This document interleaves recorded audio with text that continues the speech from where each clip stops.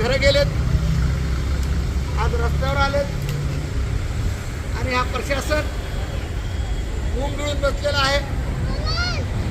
इथली लोक काही लीडर माननीय तटकरे साहेबांकडे गेले, त्यांना भेटून आले, काहीच त्यांना उत्पन्न निघालेलं नाही, त्याच्यामधून काय रास्ता निघालेला नाही.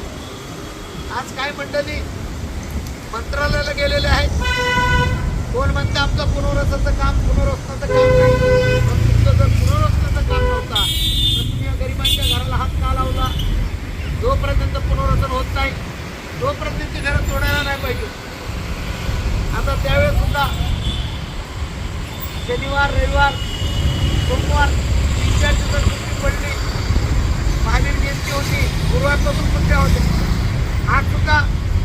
आज गुरुवार आहे, उद्या गुड फ्रायडेची सुट्टी आहे.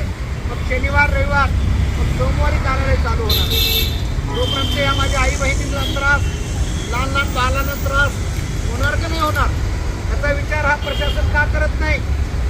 एका बाजूला देशाचे प्रधानमंत्री म्हणते गरिबांना मी घर देणार, दुसऱ्या बाजूला या नगरामध्ये शिल्प प्रशासन गरिबांचे घर उद्ध्वस्त करतो. एका बाजूला महाराष्ट्राचे मुख्यमंत्री म्हणतात की 2011 पर्यंत या लोकांना आम्ही घरं देऊ. आज या ठिकाणी 1980-85 पासून राहणाऱ्या लोकांची घरं उद्ध्वस्त करते सिडको. हा मग या मुख्यमंत्रीला काही जाग येत नाही का? त्याच्यापर्यंत काय खबर पोचत नाही का? त्यांना माहिती होत नाही का?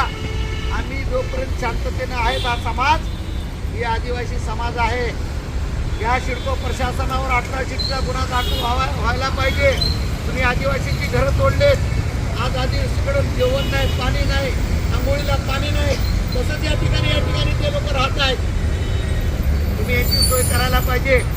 जर तुम्ही या सुट्ट्या संपल्यानंतर 2-4 दिवसात जर यांची सोय नाही केली, आज या ठिकाणी बसलेले आहेत, तर उद्या आम्ही आतमध्ये बसवल्याशिवाय राहणार नाही.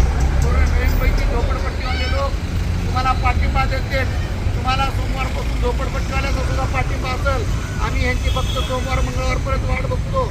बुधवारपासून नव्या जेवढ्या तुमच्यासारख्या झोपड्या आहेत, गोरगरिबाच्या झोपड्या आहेत, ते तुमच्या पाठीशी खंबीरपणे उभा राहतील आणि तुम्हाला आतमध्ये घुसवल्याशिवाय आणि तुम्हाला घरं दिल्याशिवाय राहणार.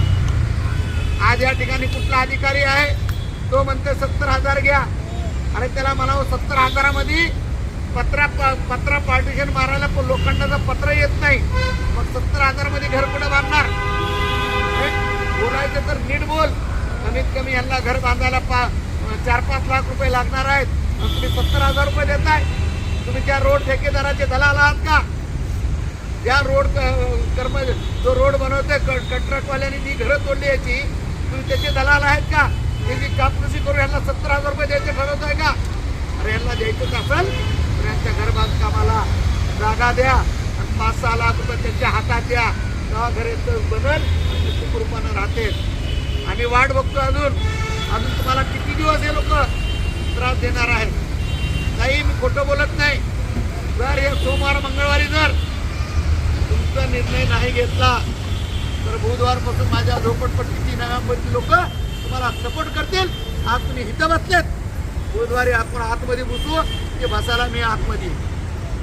सर्वप्रथम मी आतमध्ये येईन आणि तुमच्यासाठी माझी घरात संघर्ष समिती येईल. आम्ही तुमच्यासोबत बुधवारपासून आम्ही आतमध्ये जर नाही बसलो, जर तुमचं जर एका दिवसात निर्णय नाही लावलं तर आम्ही जे बोलत त्या, कारण तुमचं आता एवढं तुम्हाला बसायचं होतं तुम्ही म्हणलं. अजून 3 दिवस सुट्टी आणि 2 दिवस वरती व्यक्ती काय करतं बघायचंय. तर आपल्याला बुधवारपासून आतमध्ये बसायचंय आणि ते पण आमची लोक येतील आतमध्ये बसायला, तुम्हाला सहयोग करायला. ती AC मध्ये बसलेत. आज तुम्हाला रात्री मच्छर खायला लागलेत का नाही खायला लागलेत? तुमचे मोबाईल चोरी व्हायला लागलेत. हा, मग आता विचारा पोलीस प्रशासनानं करायला पाहिजे, सिडको प्रशासनानं करायला पाहिजे, त्या कोकण आयुक्तांना करायला पाहिजे. कोकण आयुक्त आंधळा आहे का? दिसत नाही का?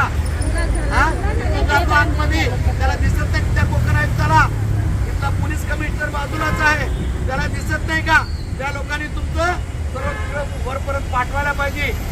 गरीब लोक इथं का बसलेत, तुमचं सर्व काय पुढं पाठवायला पाहिजे.